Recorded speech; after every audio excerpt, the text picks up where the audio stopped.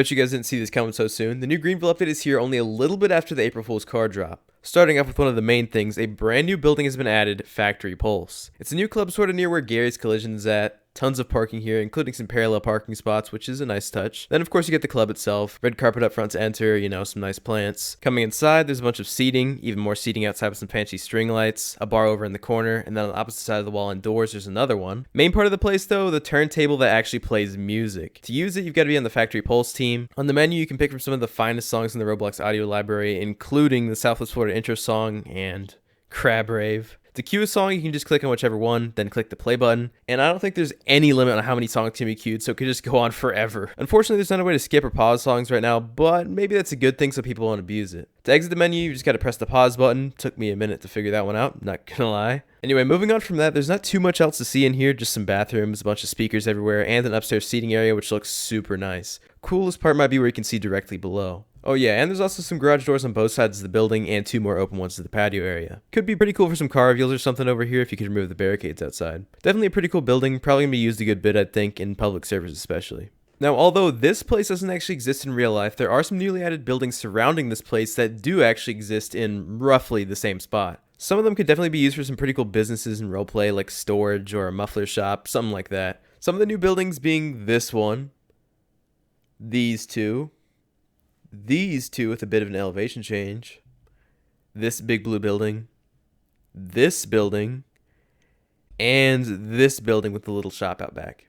All this stuff livens up the industrial area for sure. Hopefully more people will start coming over here for more than just Gary's. Moving along from map changes, there's a brand new phone app for the first time in over a year, Events. I like how the icon is just the same as the vehicle app, but with a party hat on the car. Anyway, opening up the app, you can select between 4 different event types: a car meet, a takeover, a cruise, or a party. It'd be kind of cool if we could make a custom event type, but to be fair, these pretty much sum up nearly every event that'll ever happen in a regular GV server. Although I can't lie, the takeover one is kind of random. Select one and it'll tell you below, then press start, and boom, the event is started. Everyone on the server, along with the person who started the event, will get an event icon appearing in the top right corner above their money balance, which can be clicked and it'll show a target icon at the spot where the event was created at to direct people to it. Pretty much exactly like the part locator in the hunt event. Another new thing, the drag racing system has been reworked from the ground up already, and it's really cool. They did a great job completely reworking it. There's no longer 2 spots you can pull up into over here. There's just one purple spot right here you can pull into for 2 people at once. It shows the available slots in the race. It shows what car you have and the trim of it, as well as probably the best part, the horsepower your car has. Do solo start and it teleports your car into the race with a cinematic shot here. Kind of cool, feels more special. Pans towards your car and just counts down normally.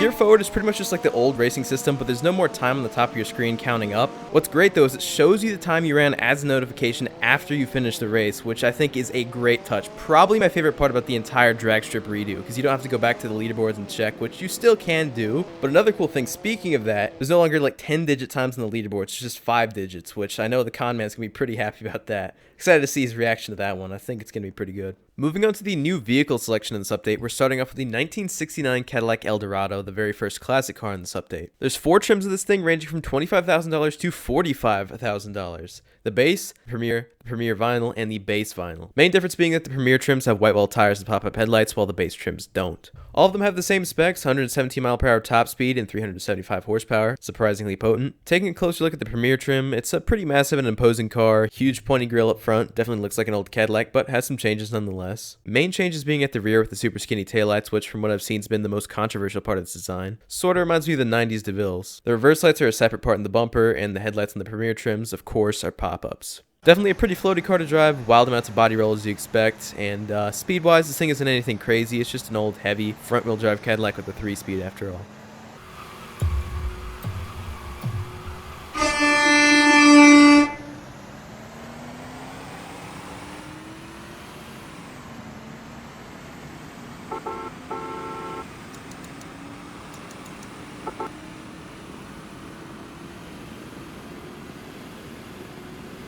Another old GM car in this update, the return of the 1986 Buick Regal. This thing comes with the option of 3 trims, the limited with 125 horsepower for a little over $20,000, the Type B T-Type with 245 horsepower costing a little over $39,000, and of course the XN, the GNX, with 300 horsepower costing a little over $85,000. Design-wise, these are pretty similar to the real ones, but with some changes like the one-piece headlights, different mirrors, and a few other things on the GNX in specific. One of my favorite touches on these, honestly, is the emblem on the hood of the limited trims.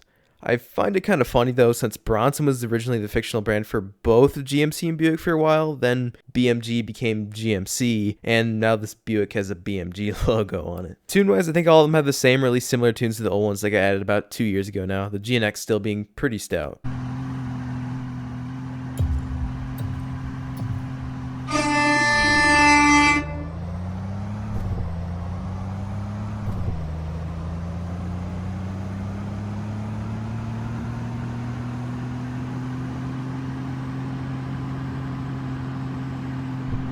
Oh yeah, and the limited trim can do 52 in reverse if you want to be the world's best backwards driver.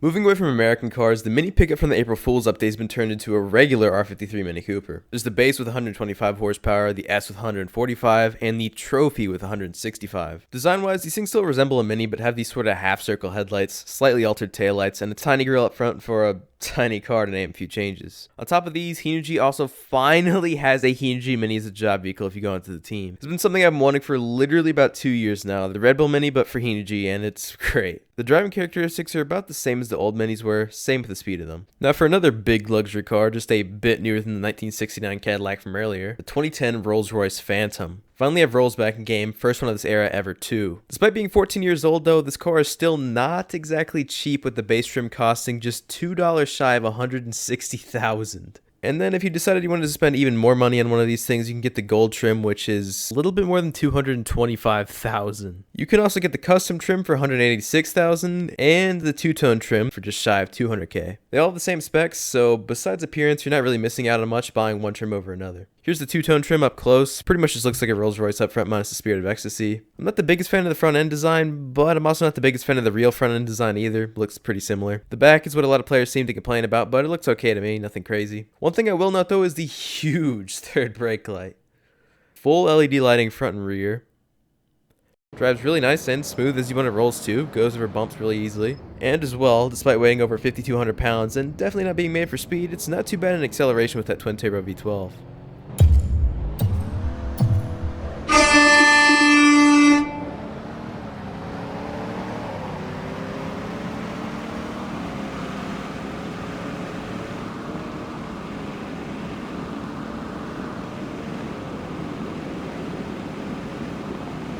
Now for something just a little faster than that, there's another new Lamborghini, the 2011 Gallardo. There's 9 trims for this thing, ranging from $135,000 for the base LP550 up to $205,000 for the Superleggera. In-game, all the LP550 rear-wheel drive cars are the SP552s and have 543 horsepower. The LP560 all-wheel drive cars are the SP564s and have 552 horsepower, and the Superleggera cars are the SP574s and have 562 horsepower. Also, some of the trims are noted as E-gear or E-shift cars, depending on whether it's manual or not. Pretty cool. As for the design, it just really looks like a tweaked Gallardo. Most people seem to be pretty happy with how these look, and then there's people saying it looks like an R8 in the rear. I can see that a bit, but it also just looks so much still like a Gallardo. Definitely not as rounded looking as the back of an R8.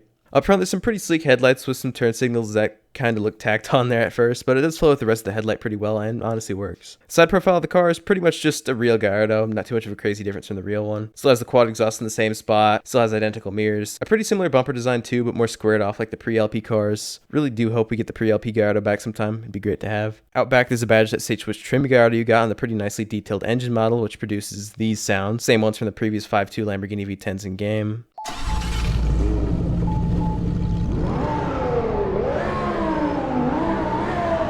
And here's how well that V10 performs.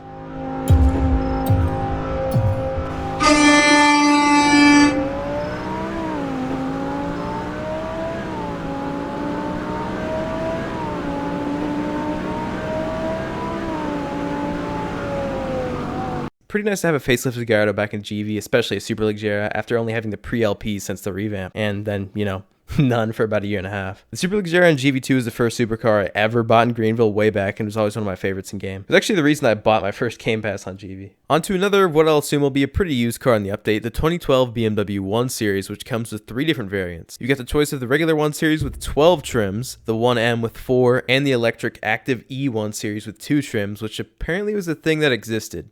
I've just never heard of it before. These were some actual cars that BMW leased out to people for a bit and then took back after 2 years with no option for purchase. I guess kind of like the GM EV1, just minus the part where almost all got crushed in the end.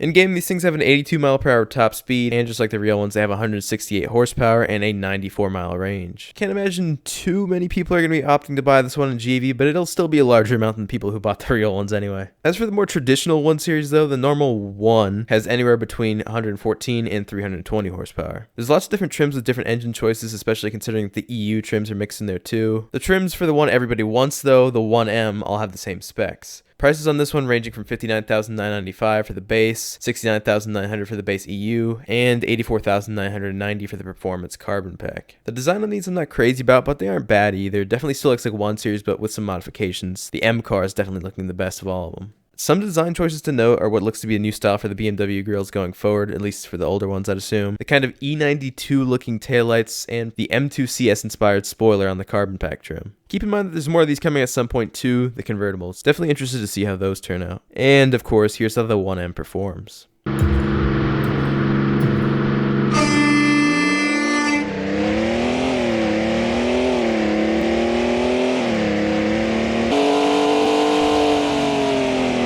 Moving on to something more normal, we've got the 2012 Chevy Malibu. Probably the most boring car in the update to most people, but might be one of the ones I'll end up driving the most. Just gonna be a nice traffic car to drive around and blend in with. Probably gonna replace the Pilot I've been using recently for that purpose with this thing. I really do like it, honestly. There's a grand total of 6 trims, cheapest being the L trim for $4,995, most expensive being the ZLT V6, the LTZ, for exactly $10,000 more than that. 2 trims have the V6 producing 250 horsepower, and the rest have an 150 horsepower 4-cylinder, except for the hybrid, which has a whopping 155. The design on this thing is pretty nice, nothing too drastic of a change from the real one, but honestly it manages to look a bit more upscale than an actual Malibu. I like the slatted grille up front a lot more than the real somewhat awkward looking 2-section grille the actual ones had. It's got a slightly more interesting looking headlight design compared to the real one, and the taillights might be my favorite design choice. I really wasn't too sure on them at first, but after finding out they were styled after the taillights on the old Malibus, I thought they were pretty cool. The ZLT/LTZ trim taillights are a little different like the ones out front of the dealer too. This car really isn't anything too crazy, but I like it quite a lot honestly.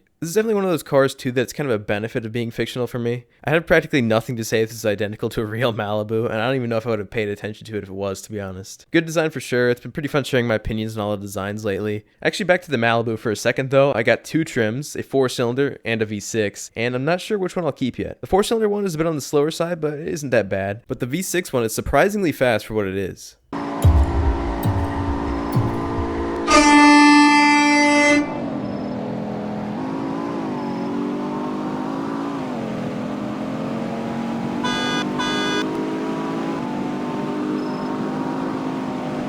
Now moving on to probably the most anticipated car of the entire update, the return of the C7 Corvette, now fictionalized. There's 6 Stingray trims, the base or Manta trims in game, with 455 horsepower, including wide-body track pack variants, 2 Grand Sport trims, R trims in game with 465 horsepower, 3 Z06 trims, RS trims in game with 650 horsepower, as well as 4 ZR1 trims, TZ trims in game with 755 horsepower. On top of that, there's a Heen variant you can get as well with a big cam, a 230 mile per hour top speed, and 1,000 horsepower. My personal favorite. Oh yeah, and it has 9 mpg as well. The design on these C7s are pretty reminiscent of the real ones, but with some changes. They're not quite real C7s. The greatest part about these things though is that every single one has an interior, since you can take off the roofs of all C7s in real life. On top of that, every trim has brand new engine sounds unique to the C7. Prime example of that being how the HPE 1000 sounds.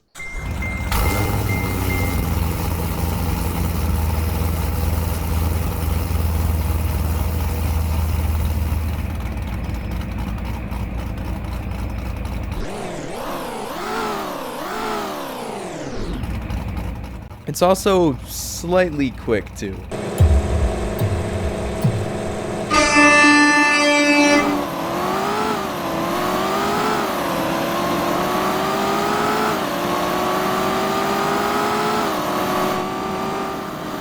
If you want to see a more in-depth review on these Corvettes, maybe check out my full review on them from a couple days back. Another 2019 GM product was added, the 2019 Cadillac CTS and CTS V, plus the CTS hearse. The regular CTSs have the 2-liter turbo with 268 horsepower, the V Sports have the twin turbo 3.6 with 360 horsepower, and the premium luxury trim has a slightly detuned version of the engine to 335 horsepower, but with all-wheel drive. The actual V has 2 trims with a difference of exactly 10,000 in between the two, the V and the V Opt, both making 668 horsepower out of the 6.2-liter V8. Design-wise, these are pretty much just CTSs, very similar looking, but with a lot of small changes like the slightly shorter headlights, a smaller lower portion of the grille, and lots of sharp cuts in the rear. Sorta reminds me of the ELR. But let's see what the V3 does in the quarter mile.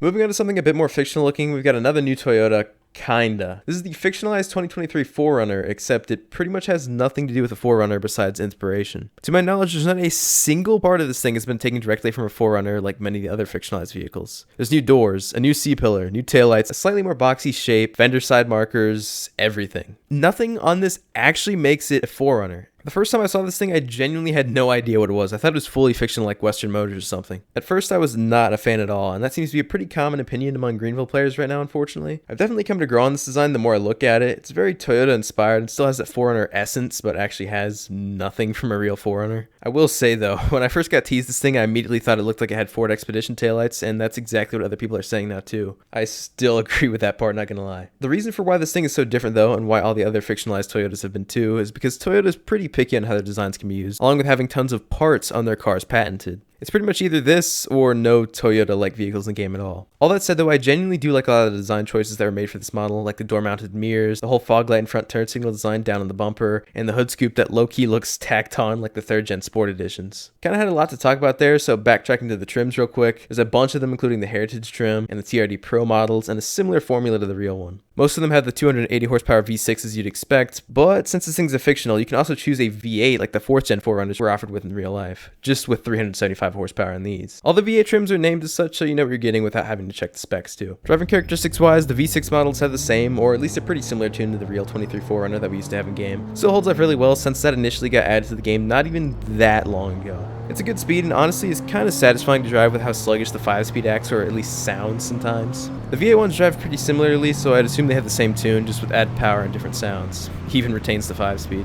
The next vehicle is even more fictionalized than the 4Runner, considering that it's technically based off of literally nothing. The 2024 Mitsubishi Lancer. Though Mitsubishi doesn't actually make this thing, kind of provides for an alternate reality where they do. There's both the regular Lancer with 5 trims as well as the Evo with 4. All Evos have 315 horsepower except for the ACI Track Series model of 345. Taking a look at this design, I really like it. As mentioned a few update reviews ago, the design was made by the same guy who made the 2020 Eclipse design, and this was the one of the two that I was really looking forward to made by him. I think the guy absolutely killed it with the design on this thing. In addition to looking pretty good as is, it really does look like what an actual Evo 11 could have been. It follows a somewhat similar design language to the current Mitsubishis on sale. It just works really well on this thing, and it might be my favorite fully fictional design I've ever seen. Genuinely looks like it could be a real car in pretty much every way, and I thought it was super cool the moment I saw it. Kind of makes you wonder, what if there really was a real Evo 11? The biggest complaint I've seen people have over the design was how the fog lights are, but that's actually a callback to the older Evos 4, 5, and 6. A ton of thought was put into the design of this thing and it was executed so well. Props on WoW to making the model of this too. After all that yapping, there's also the regular Lancer to touch on more as well. Still shares the same great design language that the Evo has, but it's toned down a bit as you'd expect. Also very well executed. Truly just looks like some new traffic car Mitsubishi would make if they'd make anything else other than the Eclipse Cross and Mirage. Oh yeah, and I guess the Outlander too, which I had to look up earlier because I genuinely forgot it was still being sold. The new Evo is actually pretty fun to drive too, even on the sport trim I have with the slightly less horsepower.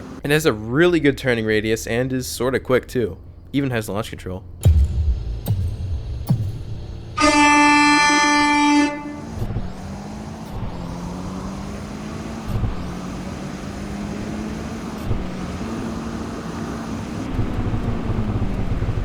Another removed brand making a return, the first fictionalized Audi has arrived, the 2024 e-tron GT. This thing's got 5 trims ranging from $91,540 and 402 horsepower, all the way up to the range-topping $161,290 trim with 637 horsepower. Not literally range-topping though, with 320 miles of range compared to the 350 miles of range the cheapest trim gets. Not sure if anybody actually cares about that though. Taking a look at this thing, I wholeheartedly believe it looks better than the real e-tron GT. The headlights are so much more simple, the bumper and grille design makes way more sense, and the taillights don't look kinda oddly large like the real ones do. They still have the nice sequential turn signals though up front too. They pretty much made what the real e-tron GT should have looked like in my opinion. I've never been a big fan of the real e-tron GT design, but I gotta say that this thing genuinely looks pretty good. It kinda reminds me of the first gen R8s in the sense that it doesn't look quite like the usual Audis do, in a good way. It's also pretty fast, at least in the 637 horsepower version like mine.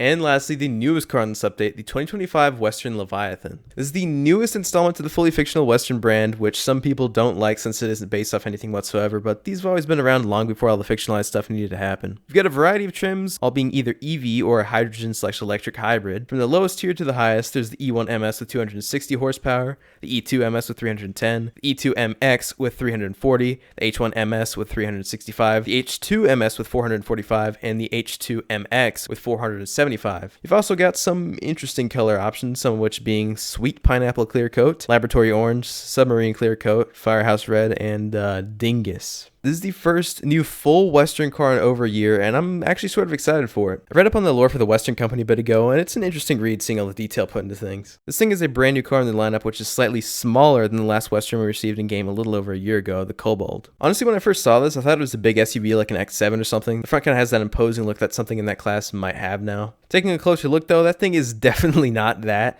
It has some pretty small proportions elsewhere. Kind of neat lighting system here as well. The lights dip pretty far down into the bodywork in both front and back. This part being the brakes, that bar being the rear running lights, and these massive lights up front being the DRLs. Like tons of real newer crossovers, the headlights are down lower in the bumper, separate from what actually looks like the headlights. These three spaces serve as the regular headlights, the next inner four serving as the high beams, and the final two serving as the fog lights. No lights left behind. Pretty similar setup on all the other variants as well, just slightly different on the E2 trims. Another cool thing about the lights is how they fade, for example the DRLs on startup, as well as the sequential turn signals both front and back, even on the base model. Kind of satisfying. That was honestly surprisingly a lot to talk about for a car that doesn't even exist.